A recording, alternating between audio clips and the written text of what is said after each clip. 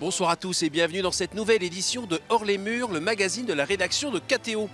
Ce soir, nous vous invitons à revivre un événement d'église qui s'est passé à Paris début décembre, le rassemblement de 600 séminaristes venus de tout l'Hexagone et aussi des DOM-TOM. Ils sont venus ici pour se retrouver et vivre un temps de fraternité.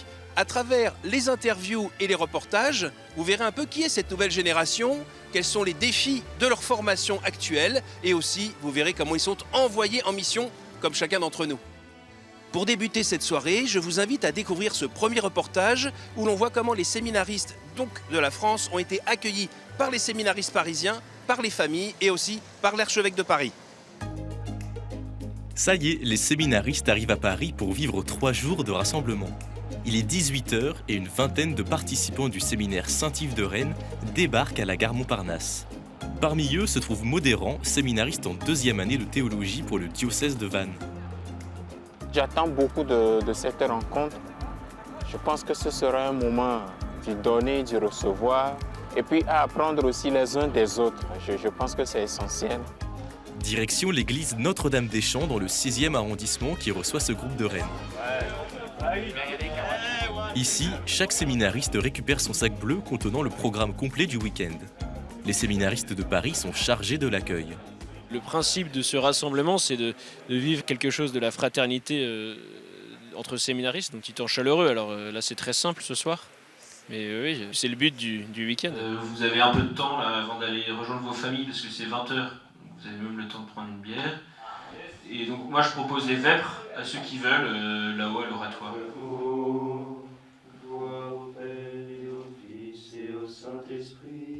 Nous te confions les quelques jours que nous allons vivre ensemble.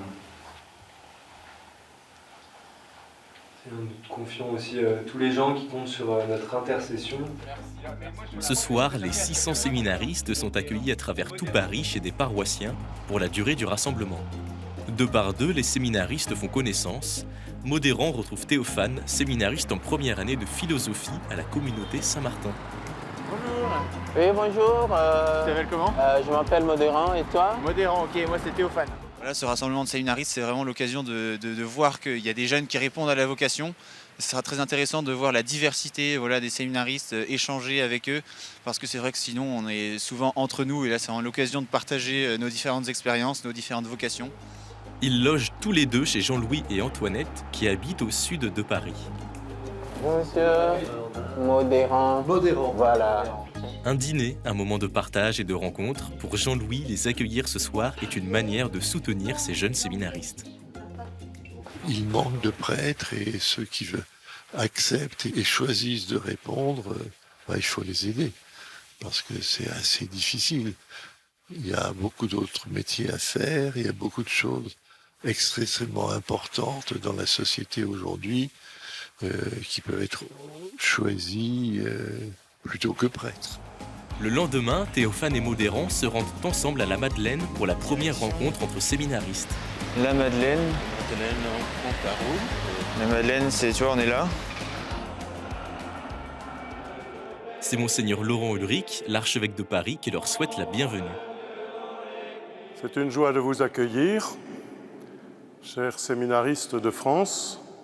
Nous avons besoin de marcher ensemble, tous, pour manifester simplement, à travers nos engagements et nos recherches d'engagement, la gloire du Seigneur au milieu de l'humanité dans laquelle nous vivons.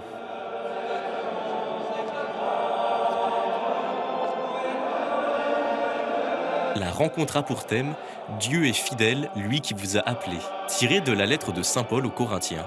C'est parti pour 3 jours de rassemblement.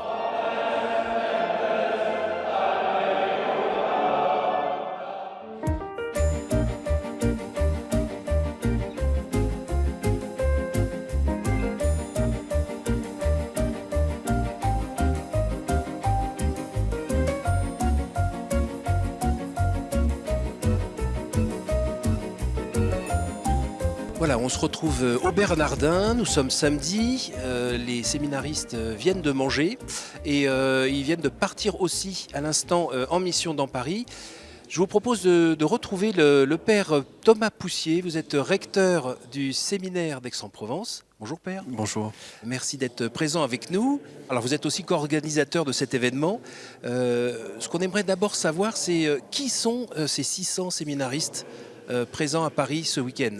Eh bien, ils viennent des 25 maisons de formation ou séminaires de France qui sont présents sur le territoire de la France, plus les séminaires français de Rome. Et donc, en fait, ce sont tous les séminaristes qui ne sont pas en année propédeutique, donc l'année de discernement.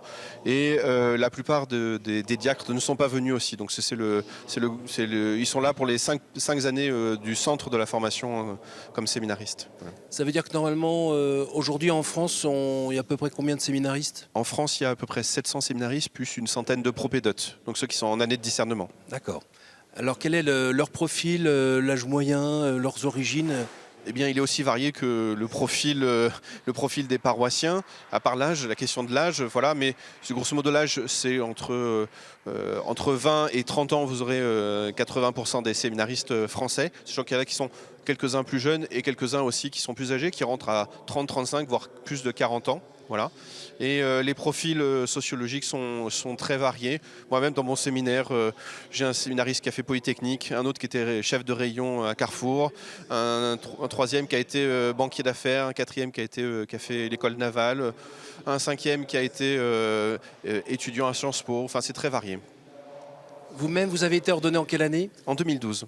Est-ce que vous voyez déjà un changement entre vous en 2012 et vos camarades de promotion à l'époque et ceux d'aujourd'hui?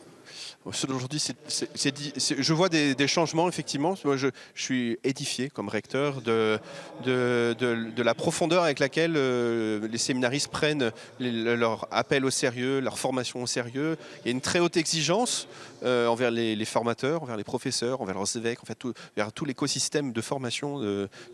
Parce qu'ils ont vraiment conscience qu'ils s'apprêtent à donner toute leur vie. Ils ne font pas les choses à moitié. Alors, je ne pourrais pas dire que ma génération ou la génération d'avant faisait les choses à moitié, mais en tout cas, moi, comme recteur, je suis très heureux de voir la profondeur et la vigueur et même la fraîcheur avec laquelle les séminaristes entrent dans leur formation pour se laisser vraiment former par le Christ tout d'abord, et puis aussi par ceux que le Christ, via son Église, met à leur disposition pour cela.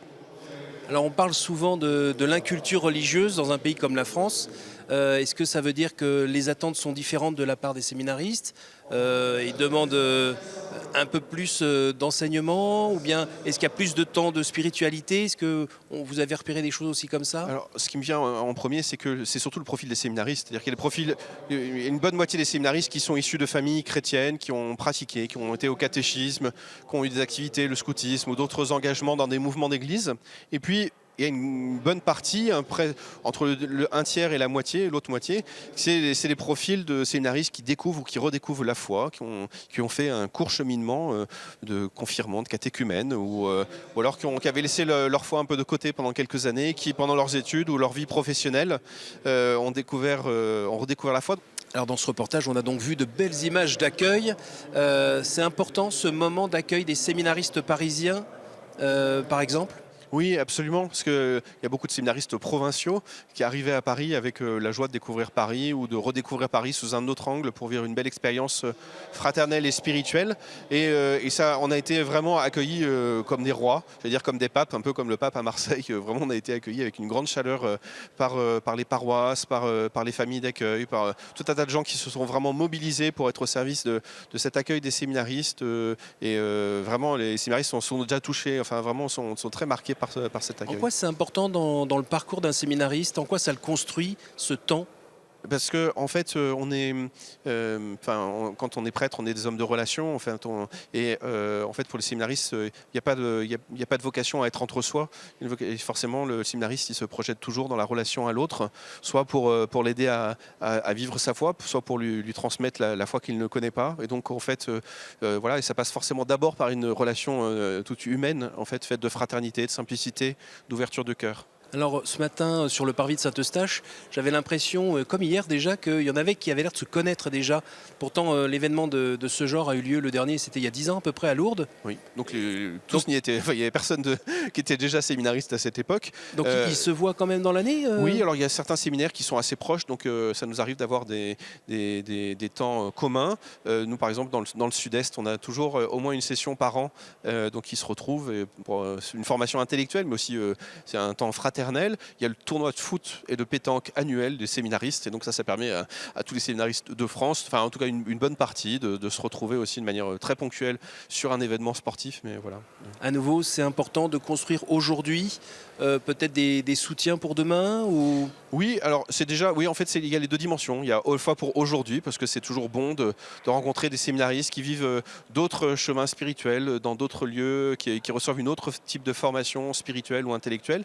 Et puis en même temps, ça projette effectivement quand on est de séminaristes de différents diocèses d'une même province dans un séminaire, c'est extrêmement précieux parce que ça permet après de connaître le confrère de tel ou tel diocèse, d'imaginer tel ou tel apostolat, ou même tout simplement d'avoir un soutien fraternel. Sur les images, on a vu certains qui avaient l'air d'être habillés en, on va dire, jean basket, oui. D'autres plus classiques, d'autres qui étaient carrément, on aurait dit que c'était une soutane. Ça veut dire quoi? Ça sert à quoi? Ça signale quoi? Ça signale qu'il y a diverses demeures dans la maison du Père, comme dirait Jésus. Enfin, si vous me permettez cette référence biblique. Voilà, l'Église n'a jamais été uniforme, elle n'a jamais été univoque non plus. Il y a toujours tout un tas de manières de vivre, d'apprendre, de se former, d'annoncer l'Évangile, de vivre comme prêtre en France. Et c'est vrai aujourd'hui comme il y a 50 ans ou plus. Et donc voilà, ça signe qu'il y a une vitalité en fait. Écoutez, on va regarder tout de suite le reportage avec ce temps maintenant de fraternité, de pèlerinage dans les rues de Paris. Merci beaucoup, Père. Merci à vous.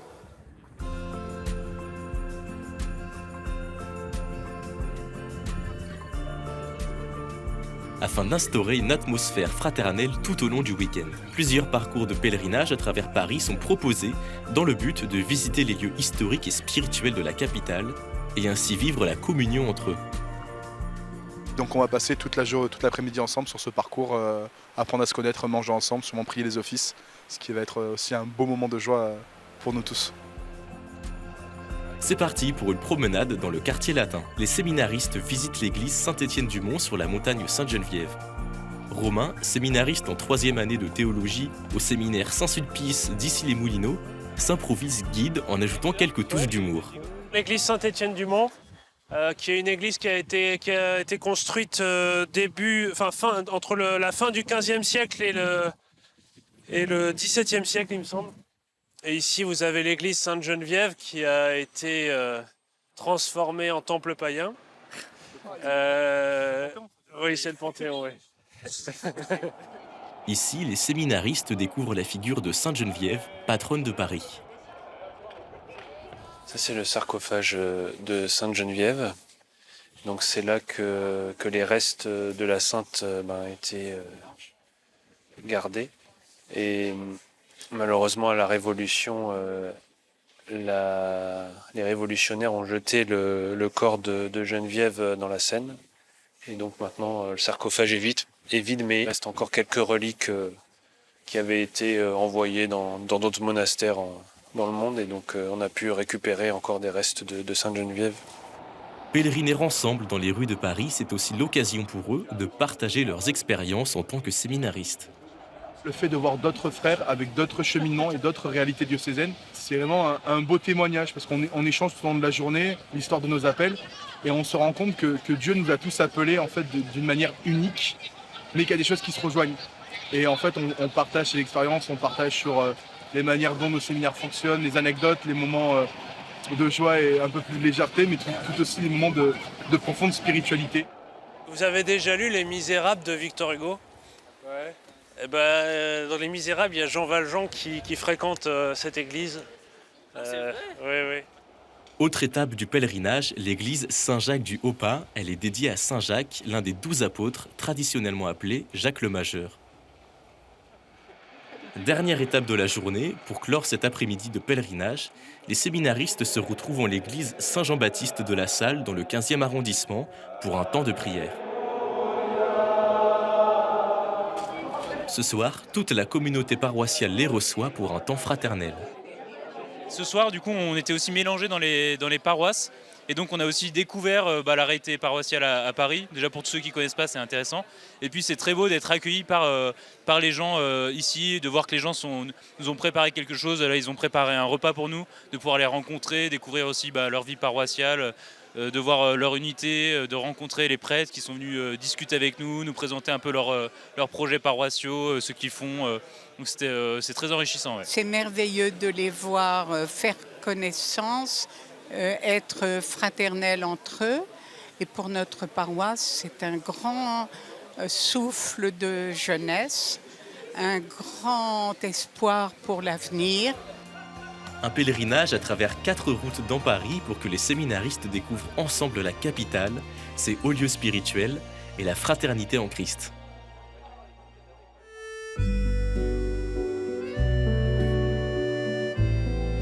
Alors voilà, nous nous retrouvons maintenant dans le bureau du recteur de la basilique de Montmartre. Nous sommes en présence de Monseigneur de Cagny. Bonjour Monseigneur. Bonjour. Merci d'être sorti un petit peu de ce mouvement pour prendre quelques minutes avec nous, pour qu'on puisse un petit peu parler de ce qui se vit ici. Est-ce que vous pouvez nous dire pourquoi il y a besoin de ce genre de rassemblement? On s'est dit, il y a 2 ans à peu près, peut-être en sortant du Covid aussi, que finalement on rejoignait le désir d'énormément de gens aujourd'hui de se retrouver, de se connaître, d'éprouver le fait de faire partie d'un corps qui va dans la même direction. Et ça, c'est la logique même de l'Église et de toutes les démarches synodales qu'on peut vivre actuellement, hein, de sentir qu'on marche ensemble. Et pour les séminaristes, il ne s'agit pas simplement de se réconforter en voyant qu'ils sont finalement pas si peu nombreux que cela, mais aussi de se connaître et donc de travailler une culture de la fraternité entre prêtres, entre futurs prêtres en l'occurrence. Et je pense que se retrouver tous ensemble pour prier dans des lieux forts de la vie de l'Église, oui, même si ce n'est que Paris, mais c'est déjà bien, et se retrouver là pour faire des choses ensemble, pour prier ensemble, pour savoir que leur vie future sera une vie où la fraternité apostolique sera au cœur de la fraternité de l'Église elle-même. Et la fraternité entre les apôtres, entre les prêtres, sera un des éléments de l'évangélisation demain. Voyez comme ils s'aiment ? Voyez comme ils s'aiment, exactement, c'est la phrase de Jésus dans l'évangile de Saint Jean. C'est à ceci que tous vous reconnaîtront pour mes disciples. Et voilà, c'est lui qui fait l'unité. Mais c'est à nous de collaborer aussi à cette unité et d'accueillir le don de Dieu qui nous met ensemble dans la mission comme prêtres. Alors avec humilité, vous nous avez confessé que vous n'étiez pas allé à cette réunion entre formateurs et évêques. Donc je vous propose de regarder quelques images de cette rencontre. Ce vendredi, pendant que les 600 séminaristes vivent un pèlerinage dans Paris, quelques évêques et une centaine de formateurs des séminaires de France ont choisi de prendre un temps ensemble pour l'après-midi. Au programme déjeuner au foyer de la Madeleine, temps de prière et visite patrimoniale dans Paris. Autant d'occasions pour eux d'échanger sur les défis de la formation des séminaristes. C'est vraiment l'occasion qui nous est donnée de construire une fraternité. On se rend compte à quel point on est nourri par ces échanges-là. Il ne s'agit pas de répliquer ou dupliquer ce qui se passerait ici ou là, mais ça permet du coup d'être au courant de ce qui se passe, de s'inspirer, de construire l'unité de l'Église dans la diversité qu'elle représente. Et ça passe aussi par ces temps un peu plus posés, on a le temps, on n'est pas en train de regarder sa montre. C'est un beau temps de gratuité des fois. Très sympa. Les prêtres se mêlent aux laïcs. Depuis 2021, les évêques de France demandent notamment la participation d'au moins une femme au conseil de chaque séminaire ou maison de formation. Christine Pesme est formatrice au séminaire Notre-Dame de l'Espérance à Orléans, où elle donne des cours de théologie. C'est essentiel pour nous parce que nous échangeons nos expériences, nous prions ensemble, nous nous rencontrons, nous nous connaissons et on établit une sorte de famille des formateurs. Et c'est très bon pour nous, c'est très bon pour les séminaristes parce que le courant circule, les idées foisonnent et l'amitié dans le Seigneur se développe. C'est un corps qui vit une structure vivante au service de la formation des séminaristes. Naturellement, en fait, on a plein de questions à se poser.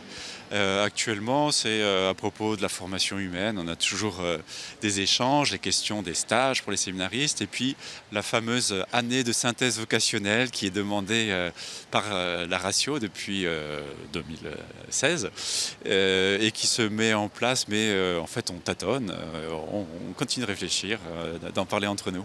La Ratio Nationalis, c'est ce document entré en vigueur en septembre 2022 dans tous les séminaires de France et visant à unifier la formation des futurs prêtres, amenés à évoluer en tenant compte du contexte socio-culturel de l'époque. C'est une génération qui est fille de son temps, donc je pense que là, l'accent est tout spécialement à mettre, pas tant me semble-t-il sur la formation spirituelle par exemple, puisqu'en général on a des jeunes qui ont une grande soif de prière, de rencontre intime avec le Seigneur, mais peut-être plus sur la formation d'une part humaine, avec tous les défis qui consistent à accompagner un jeune dans sa structuration aujourd'hui, tout au long d'une formation qui tend à devenir de plus en plus longue, et puis de trouver pour ça les accompagnements adéquats. C'est un élément important de la formation aujourd'hui, oui. Après une visite virtuelle de la cathédrale de Paris, la journée s'achève avec les vêpres à Saint-Germain-l'Auxerrois.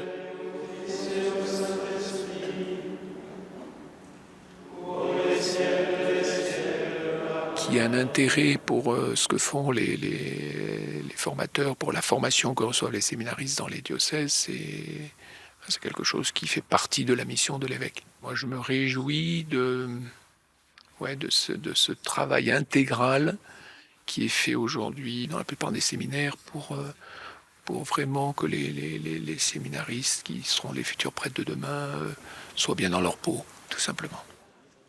Alors on vient de voir sur ces images ce temps de rencontre. Est-ce que vous pourriez nous dire un mot sur la formation aujourd'hui ? Parce que le monde change. Quand on écoute les informations concernant l'Église, c'est pas toujours pour annoncer que des bonnes nouvelles. Les abus spirituels, les abus sexuels, il y en a vraiment... on a l'impression qu'il y en a énormément, mais c'est vrai qu'il y en a toujours trop. La question c'est, est-ce que cette mise au jour de ces crimes a eu une incidence sur la formation des séminaristes ? Alors, je crois que ça a eu une incidence, cette crise que traverse l'Église et le monde d'ailleurs. On a l'impression d'un chamboule-tout dans le monde et dans l'Église, où pas mal de repères sont brouillés, où les personnes ou les lieux ou les communautés qu'on estimait les plus saints se révèlent parfois, pas toujours, mais plein de péchés et plein de scandales. Dans ce chamboule-tout, il y a deux solutions. Soit on va ramasser les boîtes de conserve et puis on essaie de refaire la pyramide. Soit on se réunit, on repart au centre. On repart du centre. Et donc je crois que dans la formation des futurs prêtres, c'est un peu ça qui est en train de se passer. C'est-à-dire, le contenu de la formation ne change pas énormément. Théologie, philosophie, le droit canonique, etc., l'histoire de l'Église, le latin, le grec, l'hébreu. Mais il y a des choses quand même, il y a des matières qui sont davantage soignées, je crois, la morale, la théologie morale, l'anthropologie, peut-être la sociologie aussi, le droit canonique, l'ecclésiologie. Enfin, il y a des matières auxquelles on accorde un peu plus d'importance parce qu'on sent qu'il y a pu y avoir des dérapages, des dérives, parce qu'on n'avait pas suffisamment travaillé intellectuellement aussi. Mais je crois que le travail principal, c'est un travail de retour au centre spirituel. Et là, je sens très fort que dans la formation, l'attention à la vie spirituelle, à la vie intérieure, à la cohérence de vie. Qu'est-ce qui se passe entre ce que je prie et ce que je vis ? Est-ce que je vis tout seul ? Est-ce que je vis avec d'autres ? Qu'est-ce qui se passe entre ce que je crois, ce que je vis, ce que je prie ? Est-ce qu'il y a une unité, une cohérence ? Et ça, je pense qu'aujourd'hui, quand le séminariste parle avec ses formateurs, avec son père spirituel, dans le secret, secret confié, ou secret même de confession, avec son son recteur ou son supérieur de séminaire, avec ses professeurs, avec les formateurs qui forment une équipe qui est très attentive aujourd'hui à toutes les questions d'équilibre de vie, de psychologie, d'équilibre humain, en fait, de maîtrise de soi, de maîtrise de sa propre vie, de son existence. Est-ce que la présence de femmes plus nombreuses qu'avant dans les formateurs, notamment, change quelque chose ? Alors c'est sûr que la présence de femmes change quelque chose. Je m'en suis aperçu quand on a choisi au séminaire de Paris d'intégrer une puis deux femmes au conseil du séminaire, une consacrée et une mère de famille. Cette présence féminine, elle permet, je crois, d'être attentif à des traits de personnalité des séminaristes auxquels nous, on est moins attentifs, soit parce qu'on les connaît moins, soit parce qu'on les connaît trop. Et qu'on oublie d'en parler parce que ça nous paraît un trait masculin et puis c'est tout, quoi. Ben non, non, c'est quelque chose qui peut être plus ou moins, alors avec la finesse souvent de l'analyse féminine, vraiment, je l'ai constaté plusieurs fois, qui permet de pointer des choses dans la personnalité d'un séminariste qui pose problème ou qui pose question en tout cas.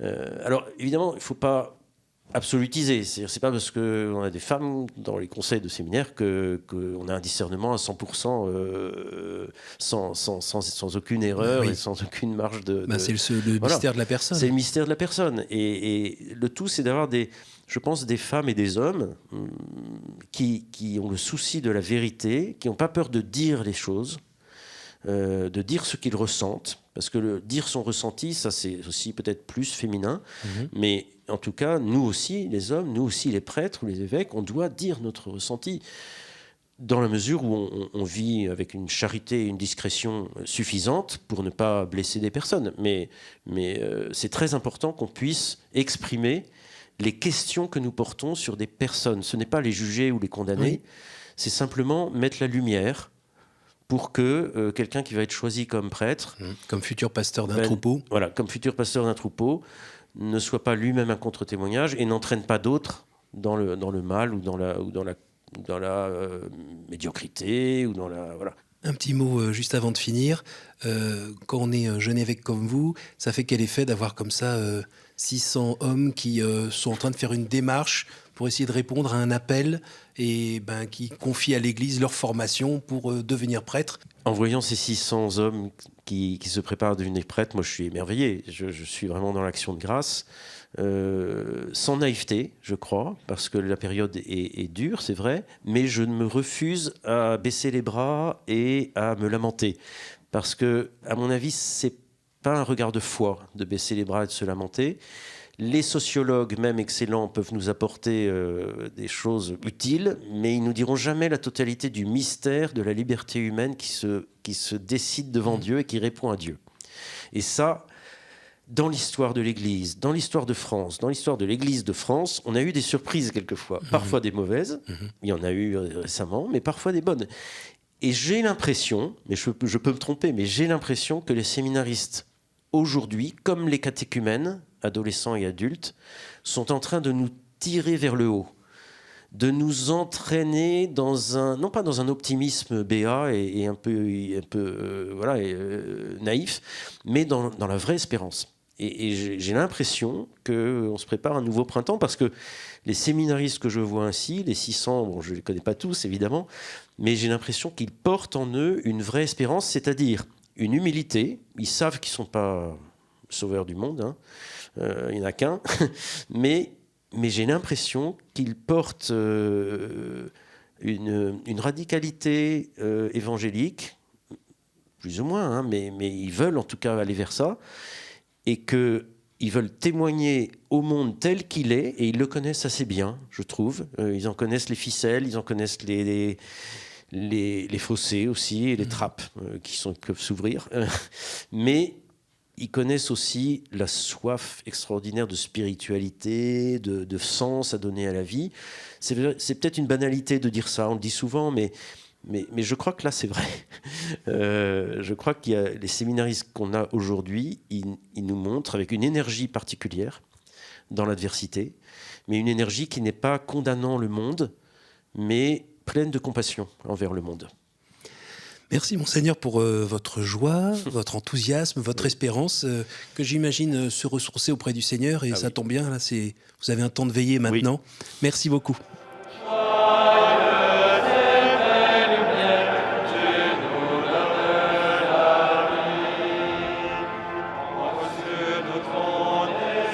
Ce samedi soir, au Sacré-Cœur de Montmartre, les séminaristes se réunissent pour une veillée de prière. Les organisateurs ont prévu des temps de prière tout au long du week-end. Notre rassemblement est ponctué vraiment de nombreux temps de prière. Il y a bien sûr la messe quotidienne et puis c'est vraiment le Seigneur Jésus qui nous rassemble. Le Seigneur Jésus qui a touché chacune de nos vies, qui est au cœur de nos vies, au cœur de notre appel à devenir prêtre. C'est bien au cœur de notre foi que Dieu nous donne parfois de voir avec les yeux de la foi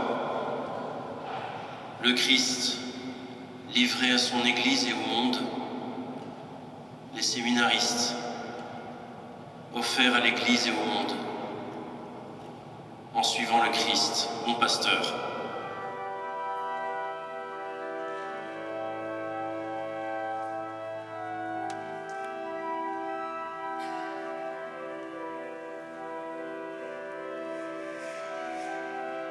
Et ce soir, au cœur de la basilique de Montmartre, les 600 séminaristes vivent un temps d'adoration et de réconciliation, comme chaque jour depuis le début du rassemblement. Au séminaire, la prière personnelle quotidienne vient nourrir leur relation intime avec Dieu et éclairer leur discernement. Des fois, c'est étonnant, mais même le séminaire peut être un lieu de dessèchement si on reste que dans la dimension intellectuelle. Et en fait, c'est important de l'habiter. De l'habiter avec la prière, ça nécessite une préparation spirituelle, c'est pas que au niveau intellectuel. Une parole de l'évangile qui m'a pas mal porté en première année, c'est le Christ, juste après une pêche miraculeuse, « Je vous ferai pêcheurs d'hommes ». Et voilà, le fait d'entendre le Christ aussi nous dire personnellement à nous séminaristes, enfin en tout cas à moi séminariste, « Je te ferai pêcheur d'hommes », c'est quelque chose qui me porte beaucoup, car je comprends que c'est en fait de là, que du Christ, que va venir en fait la force et les ressources pour suivre le cheminement du séminaire et donc, si Dieu le veut bien, devenir prêtre et être capable de porter la charge pastorale, et que ce ne sont pas mes ressources à moi dont je me rends compte qu'elles sont infiniment trop faibles et limitées par rapport à la charge qui est apportée. La prière peut également être un défi dans la vie du séminariste. Au séminaire, la vie est très réglée. En vacances, quand on quitte le séminaire et qu'on a des emplois du temps qui sont très différents selon les jours, on découvre que c'est quand même un défi, et ça permet de réaliser cette question, de bien comprendre que voilà, dans la vie future de prêtre, avec un emploi du temps sûrement bien rempli, ça sera un défi et ça sera à poser comme les grandes pierres de fondation, comme on dit, pour organiser nos journées. Et les jours de vacances, où on est en dehors du séminaire, permettent de réaliser que c'est un défi, ça le restera, et que c'est à prendre très au sérieux.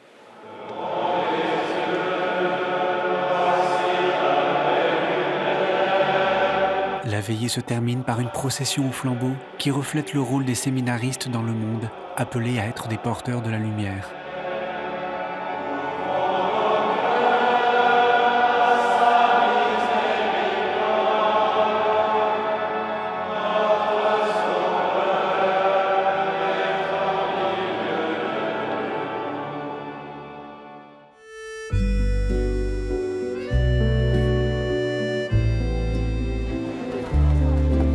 Par cette froide soirée de décembre, les séminaristes, leurs formateurs et les évêques se retrouvent en ce moment au cœur de la basilique pour prier ensemble. Nous allons profiter de ce temps pour revenir un peu en arrière et voir les grands moments de cet après-midi. Ce samedi après-midi, les séminaristes arpentent encore une fois les rues de Paris pour un temps de mission en petits groupes dans différents quartiers de la capitale. Nous suivons une équipe qui se rend en métro dans le 14e arrondissement. Ouais, c'est par là. Nous rejoignons un site de l'APA, l'Association pour l'Amitié, donc pour rencontrer un peu les gens qui y vivent, dans le cadre donc, de cet après-midi qui nous est proposé par l'organisation du rassemblement, où on avait le choix entre donc, soit un temps avec les pauvres, soit un temps d'évangélisation directe dans la rue.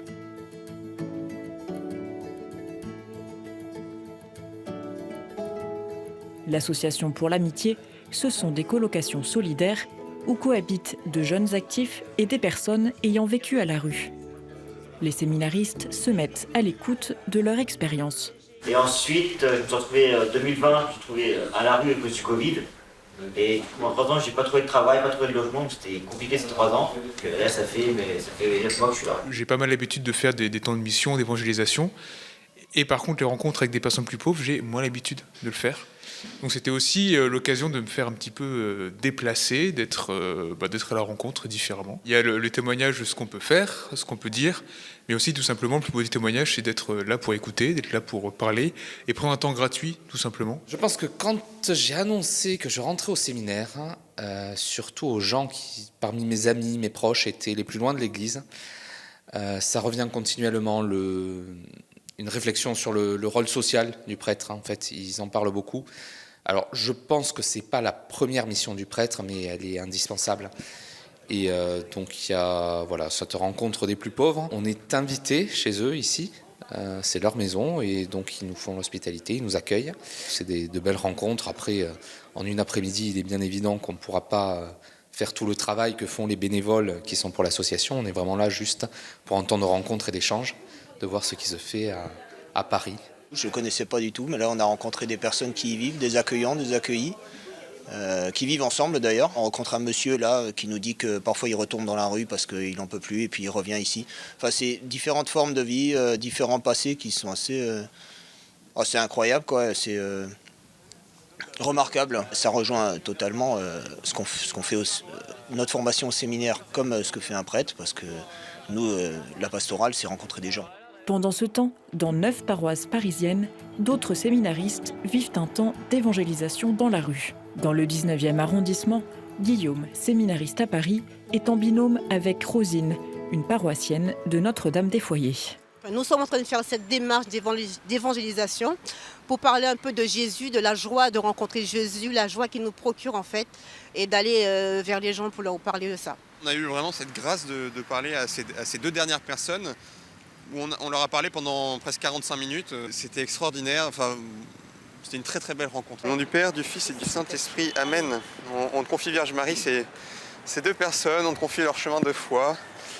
On te confie toute leur vie, toute leur souffrance. J'ai fait de l'évangélisation avec le séminaire, puisque une fois par an, on a des journées d'évangélisation. Au début, on a peur et puis ensuite, on sort très très heureux parce que je pense que le Seigneur passe, la grâce de Dieu se déploie vraiment dans ces moments-là. Et le Seigneur aime qu'on sorte, qu'on aille, comme disait le pape, il nous demande d'aller aux périphéries. Alors voilà, c'est un peu ça qu'on essaie de faire. Aller aux périphéries, dans les rues ou auprès de personnes en précarité, une invitation pour tous les baptisés qui fait également partie de la formation des futurs prêtres, à la fois pasteurs et missionnaires.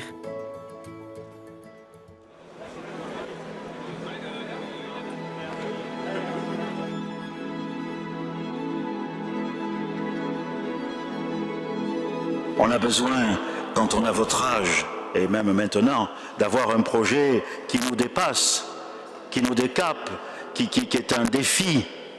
Il y en a plein dans l'Église. Il y en a plein. Et, regarde les séminaristes, je me dis, le plus important finalement, c'est pas de les former à être curés, c'est de les former à être missionnaires. Quand vous serez prêtre, soyez d'abord et avant tout missionnaire. Curé, ça s'apprend. Missionnaire, ça se désire. Merci pour votre engagement. N'ayez pas peur.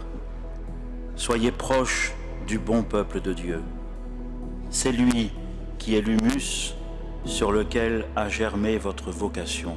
Elle est portée par l'humus de générations et de générations de gens qui ont prié le Seigneur, donnez-nous des prêtres, donnez-nous de bons prêtres, donnez-nous de saints prêtres.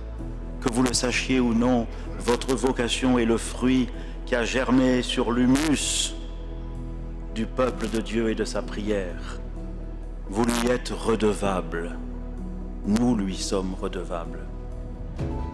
Ayez donc pour le peuple un profond respect, car il est le corps vivant de notre Seigneur, un corps souvent blessé, mais profondément aimé du bon Dieu. Prenez soin de lui, du peuple de Dieu. C'est la belle et irremplaçable mission du prêtre.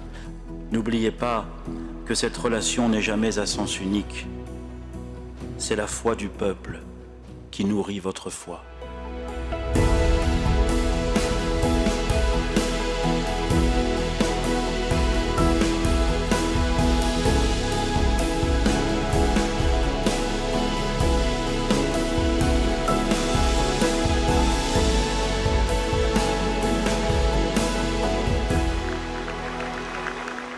Nous nous retrouvons juste après la messe avec Monseigneur Mika. Bonjour Monseigneur. Bonjour. Donc nous sommes dans cette grande église de Saint-Sulpice qui vient de se vider de ses troupes. Alors juste pour vous présenter, vous êtes évêque de Tarbes et de Lourdes depuis 2022, mars 2022, ça fait pas très longtemps. Et auparavant, vous avez été pendant de nombreuses années responsable du service diocésain des vocations, responsable du service régional des vocations, secrétaire du Conseil national des grands séminaristes. C'est bon ? Des grands séminaires. Des grands séminaires, pardon, excusez-moi. Merci de prendre quelques minutes avec nous alors que ce grand événement se termine. Tout d'abord, petite question, qu'est-ce que vous avez envie de nous dire des propos tenus par le cardinal Aveline depuis ce matin ?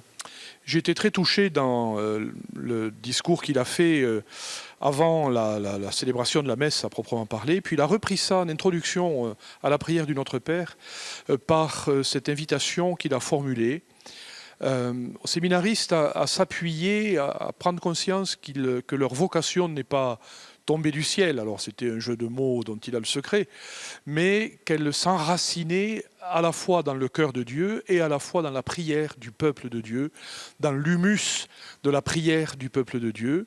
Et il a introduit la prière du Notre Père en invitant toute l'Assemblée, pour le coup rassemblée pour célébrer la messe, donc les paroissiens de Saint-Sulpice qui se sont joints à la grande assemblée des séminaristes, prêtres, formateurs, etc., pour dire, on prend quelques instants de silence et préparons-nous à prier, à enraciner cette prière du Notre Père, qui est l'humus qui fait naître des vocations dans l'Église, et prenons tous conscience que cette prière est importante. Et ça a été un moment de tout d'un coup, pris dans le rythme de la liturgie, on s'est arrêté, on a fait silence, et on s'est préparé ensemble à prier le Notre Père qui, du coup, était prié et chanté d'une manière fort profonde, fort émouvante. Voilà. Oui. Et donc, c'est un peu un des propos clés que je retiens, l'invitation aux séminaristes, faite aux séminaristes, de prendre conscience que leur vocation, leur vie, leur parcours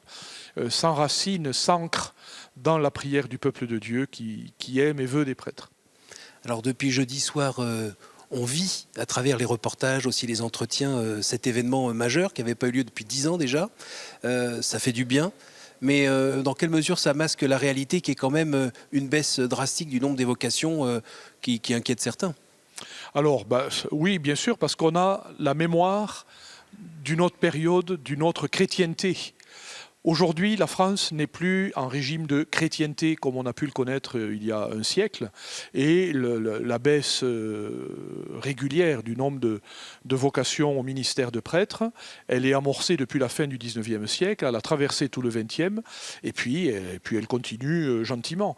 Mais statistiquement, on remarque que le nombre de jeunes gens qui envisagent de consacrer leur vie dans la vie religieuse, garçons ou filles, oui, ou dans le ministère presbytéral, elle est de manière stable, proportionnée au nombre de gens de la même génération qui professent la foi catholique.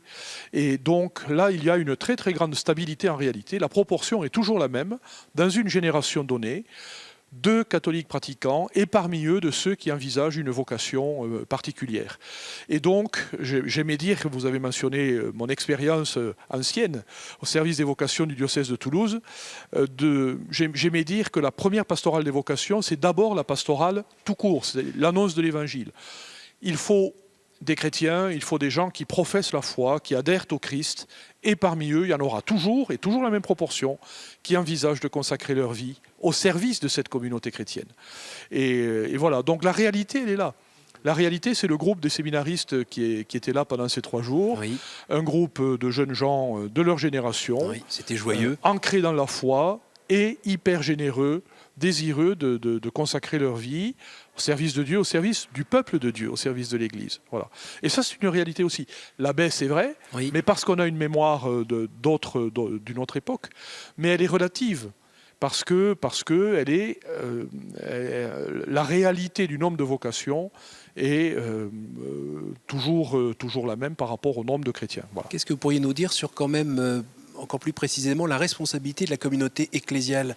Parce que les vocations, elles naissent dans des familles forcément. En l'an 2000, il y avait eu une forte campagne du service national des vocations, justement, pour inviter les communautés chrétiennes, les fidèles, à changer de culture par rapport aux vocations. On avait l'habitude de se contenter d'attendre qu'elle tombe du ciel, précisément, c'est-à-dire d'attendre que des jeunes se proposent et ensuite de discerner leur parcours.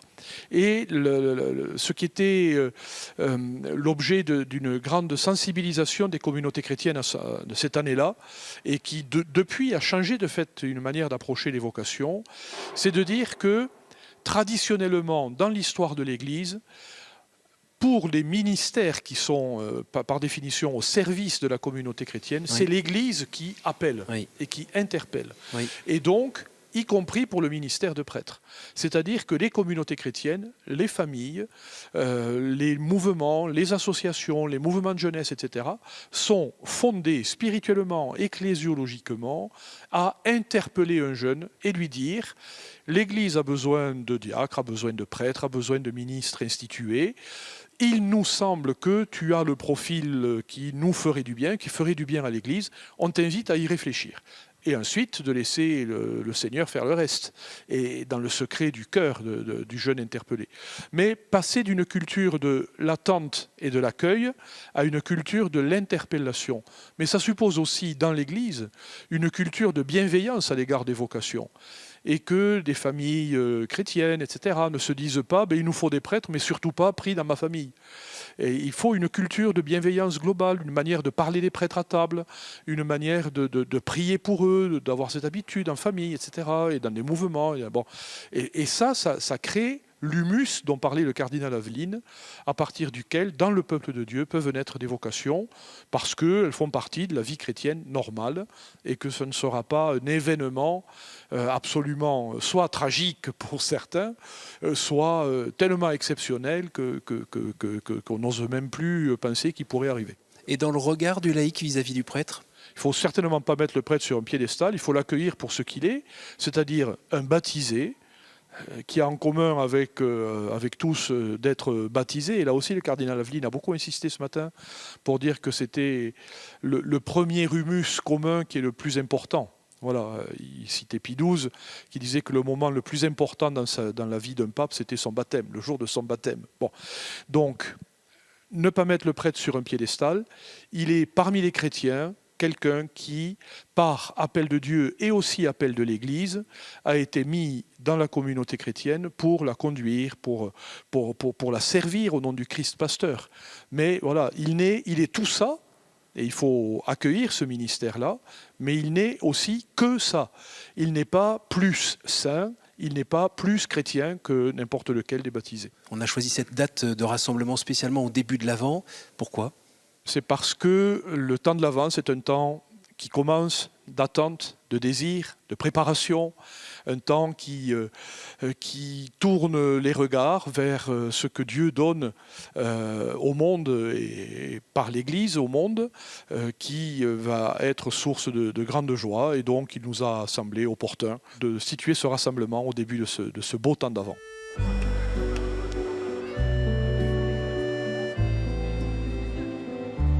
C'était une grande joie de tous nous retrouver, surtout de prier ensemble et de vivre une démarche de pèlerinage. C'était pas tant pour simplement nous retrouver que pour prier ensemble, prier pour l'Église de France, pour les vocations. C'était heureux de se rassembler dans ces grands moments d'adoration qui étaient d'abord de l'intercession en fait pour notre Église de France qui souffre mais qui en même temps qui est belle. On en a montré un beau visage ce week-end, donc on était heureux aussi de présenter notre action de grâce au Seigneur ensemble pour la joie d'être appelés à sa suite. Et il y a eu la fraternité entre les différents séminaristes, on s'est vraiment rencontrés comme ça côte à côte, on se parlait directement. Voilà, tu viens d'où, tu t'appelles comment ? Quelque chose qui m'a pas mal marqué, là, c'est les nombreuses rencontres là, qu'on a pu faire dans les temps informels. Voilà, les repas et les différents moments où en fait on peut mettre des visages sur des noms de séminaires et se rencontrer. On n'a pas tant d'occasion que ça de rencontrer les gars des autres séminaires. Je repars avec cette conviction qu'on n'est pas tout seul. On a beau être dans des séminaires dans différents lieux de France et ne voir que la majorité du temps que les séminaristes de notre diocèse et de notre séminaire. Malgré tout, il y a partout en France d'autres personnes qui vivent la vocation, qui se sentent appelées par Dieu et qui veulent suivre le Seigneur, qui ont le désir de servir les autres. Et donc ça me rebooste aussi dans cette envie, sur ce chemin que je prends moi aussi.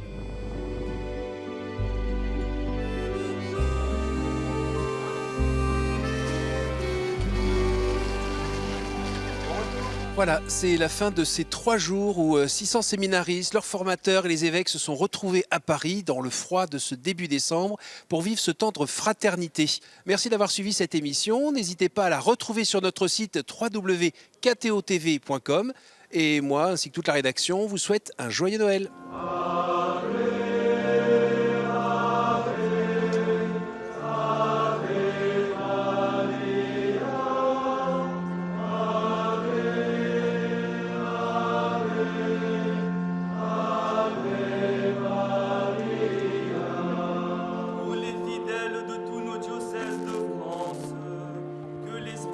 Donne à chacun la force de se donner à la suite du Christ. Prions le Seigneur, Kyrie eleison. Kyrie eleison. Pour nous tous séminaristes rassemblés ici aujourd'hui, qu'à l'intercession de la Vierge Marie notre Mère, le Christ nous guide dans la voie de son service et le chemin de la sainteté. Prions le Seigneur.